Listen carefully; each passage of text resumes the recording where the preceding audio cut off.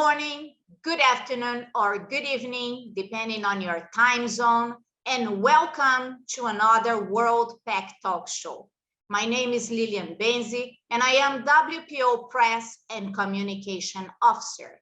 And today, we will discuss an issue that is shaking the packaging industry. That is, what is the future of plastics? And what are the possible ways to show all the potential and the benefits of this valuable material? And I have here with me today Bruno Pereira, that is the creator of the Race to Zero. So let's welcome Bruno and understand what is the Race to Zero project. Welcome, Bruno. Thank you, Lilian. Thank you for having me. It's a pleasure. And let's begin with the first question. We hear a lot about the problems that plastic can cause to the environment. And suddenly, Race to Zero comes offering a new mindset. Can you explain us the Race to Zero mentality and purpose? Definitely. Thank you, Lilian. And as you mentioned, we all value a lot what plastics offer to society, but we are very concerned with plastics accumulating in the ocean. So Race to Zero is a platform to help reduce ocean plastics so that the future generations can have both plastics, the value, the benefits of plastics, and a healthy ocean. So Race to Zero has one purpose, which is to reduce ocean plastics before it is too late. The difference is how we get there. So when we were looking at what could we do to reduce ocean plastics, we got to a different conclusion than most. We think that reduction and recycling are actually the wrong metrics to get us there. They could be misleading. Not all areas of the world generate a lot of ocean plastics. And when we make improvements, considering the metric of reduction or recycling, even if we recycle 50% of the plastics in a given area, it could sound amazing. But if that area is an area that collects almost all their plastics, like in the US, we are recycling 50% of a material that would not go to the ocean. Or if we are reducing 50% or recycling 50%. So even though it feels good, we are actually not contributing with less plastics in the ocean. It's not a good end result. So Race to Zero is really bringing a much more pragmatic mindset to reducing ocean plastics that throws away reduce and recycling as a metric, not as an action. That's important, but as the go-to metric, and brings a metric that directly correlates with less plastics in the ocean, which is how many kilos of plastics in the ocean are you reducing? Your initiatives are reducing. So, of course, it sounds obvious, but we believe that if people adopt kilos of ocean plastic reduced per dollar instead of recycling per dollar, we are going to see a shift in the type of projects that are prioritized. We are going to see a shift, for example, from reduction and recycling in developed countries that already collect all their plastics. So what benefit do you get out of, in terms of plastics in the ocean, of reduction and recycling there? And we are probably going to see the money that is invested there going to help improve infrastructure in countries that don't have waste management. So if we can prioritize a metric that directly relates to less plastics in the ocean, we can accelerate action. So in one sentence, the purpose of Race to Zero is to reduce ocean plastics before it's too late, but it's by promoting the use of a metric that doesn't fool us into thinking we are making progress when we many times, unfortunately, aren't. Wow, that's definitely a new mindset. And to be honest, it's the first time I hear such an impressive explanation about changing the metrics. But Bruno, and how companies, how the governments, and most important, how the consumers, the final consumers, and of course WPO members can participate in Race to Zero? Thank you, Lillian. And it's actually very simple, because the companies, they could consider using this proposed metric to prioritize their projects on a global pipeline. So you imagine if the companies, for all the opportunities they have to make reduction, recycling, infrastructure, plastic credits, projects around the world, they use the metric. How many kilos of persistent plastic does each project remove per dollar? Just that, you add that metric, and now you are going to say, oh, that recycling project I thought would benefit in the US would benefit so much. It doesn't, but the same project in Colombia does. Maybe we should be doing that in Colombia. So just by using a metric that actually shows you how many kilos of persistent plastics in the ocean, the governments from developed countries, the ones that do not generate a lot of ocean plastics, they should be very careful about making a crusade against plastics. Because again, in those countries, the plastics don't go to the ocean. And if you force a reduction in plastics, if you force recycling plastics, many times you're going to be bringing a lot of cost without the corresponding benefits. So the countries of the developed world would be better off collaborating with the countries from the developing world to help them fix the waste management gap. That money is better invested.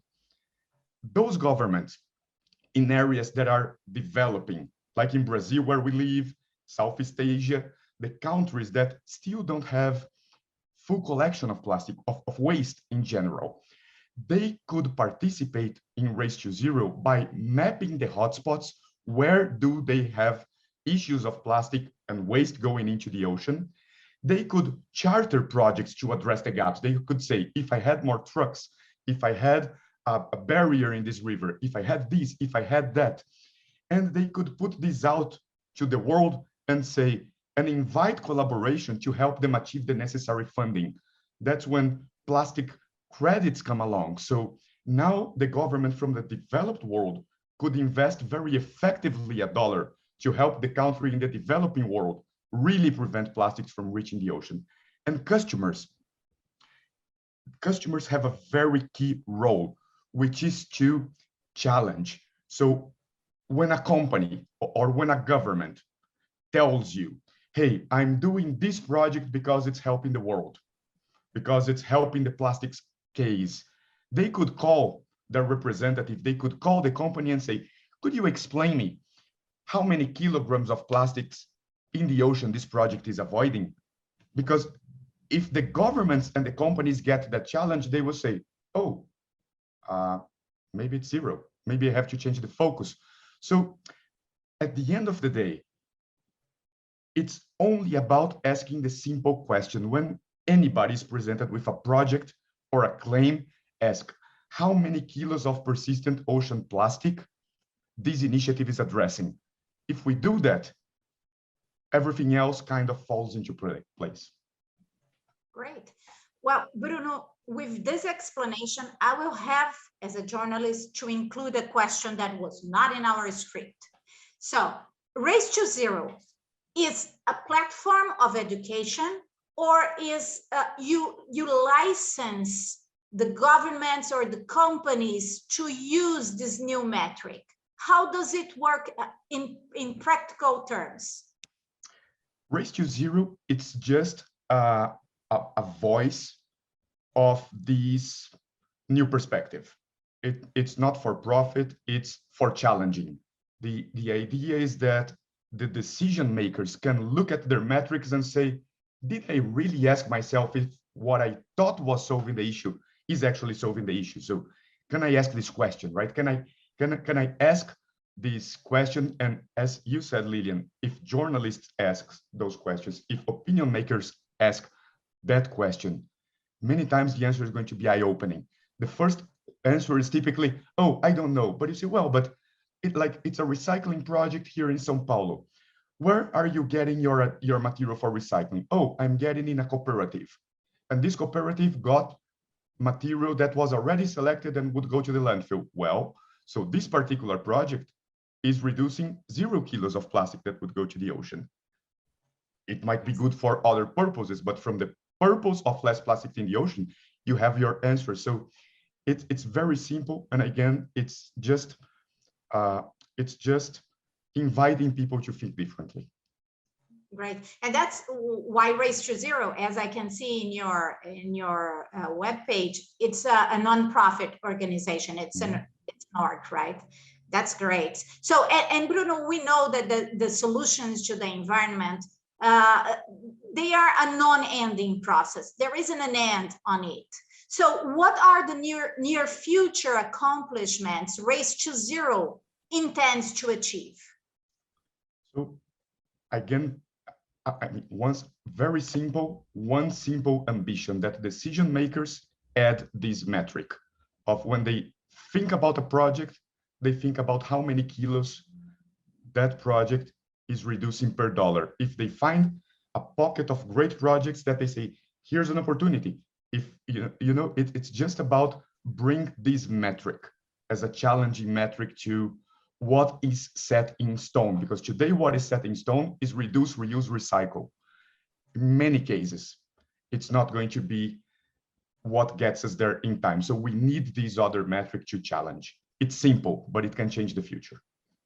Yeah, for sure. And we have to ask how the idea of creating such this information platform and this new metric came out. How did you have this idea?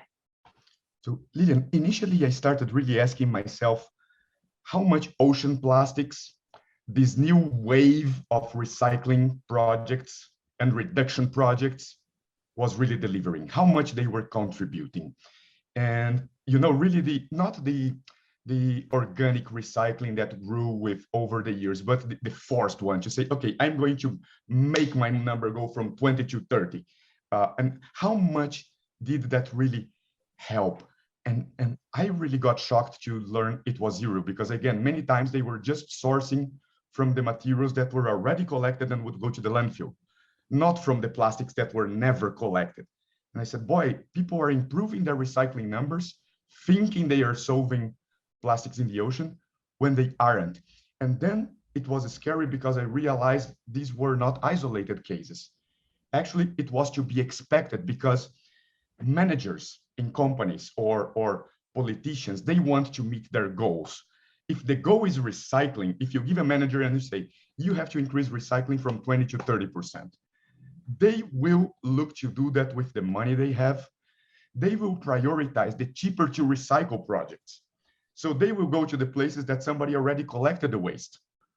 They are not going to go to, oh, let me go find material, pick 1 gram per block. No, they're going to go where they already collected and try to get that. So it's scary that, yes, the push to recycle is increasing recycling, but it's harvesting material from the easiest place to recycle naturally, right? Nobody's going to do the more expensive thing. They're going to do the cheapest thing. So it's scary, because if we continue chasing the 3 R's, as we have been chasing them 10 years back, if we continue to do that 10 years from now, we will recycle more plastics than ever. But the plastic that is going to the ocean will continue to go, and we are going to have more plastics in the ocean than ever. So it's not a good deal. Race to Zero was created really to share that perspective and to change the goal, because going for the recycling goal, we are in many, at least in all the cases of on-purpose projects that I have seen, they are looking to maximize for recyclability, not maximize for less plastics in the ocean. And that doesn't work. Okay, wow, that's incredible. So, and with all your enthusiasm, what is the final message you can leave to the audience today? Lilian, thank you. And definitely Race to Zero, as much as it might seem, is not against recycling. I love recycling. Race to Zero wishes for a future in which all plastics are made from plastics. We don't need fossil-based, bio-based. All plastics are made from plastics. No plastics enter the ocean. I mean, that's definitely the vision. But right now, we realize that 3 Rs, reduce, reuse, recycling, all the efforts and commitments, take the commitments with the Ellen MacArthur Foundation, the government bans, the government mandates, add them all up. If you take all these commitments, if they deliver, it doesn't change the fact that we are still heading to a future that we have more plastic than fish in the ocean, because it doesn't happen that fast. Even if we reduce, recycle 80%, the exception is what goes to the ocean, and it continues to build up. So we need a better plan. I do hope that open-minded decision makers, when they see this initiative, when they see this video, they consider changing their metrics. They consider this thought, they consider changing their metrics, because the 3 Rs are not enough. They don't maximize for less plastics in the ocean, which is the existential issue. So my only hope is for open mind. It's very easy to look at Race to Zero and find many problems. There's a crazy program talking that recycling is not the solution. It's not that. It's that is not enough. We need to do something. We need to maximize for less plastics in the ocean. And I really appreciate and leave a big thank you for the WPO for giving the opportunity to share the word. Thank you so much, Lilian. Thank you, Bruno. It was really amazing. It's not only about sharing the project, the ideas, the information, but also making us think in a different way. So I really thank you very much for your participation. And I would like to end this talk show with a message that we always try to reinforce in WPO, that plastic, as well as packaging, is not a problem. It's a very important part of the solution. But seeing your interview today, I would say that we need, as companies, as packaging professionals, and as consumers, to spread this new mentality, this new knowledge, and to facilitate the necessary education about packaging and plastics to impact in a positive way in our future. And packaging and plastic will continue being part of our lives, no doubt about it. But we need to rethink how, and we need to create the necessary tools and the necessary mentality to have them in a positive, friendly environment. So thank you very much, Bruno. Thank you very much for the audience today, and hope to see you soon in another World Pack Talk show. Thank you, Bruno. Thank audience.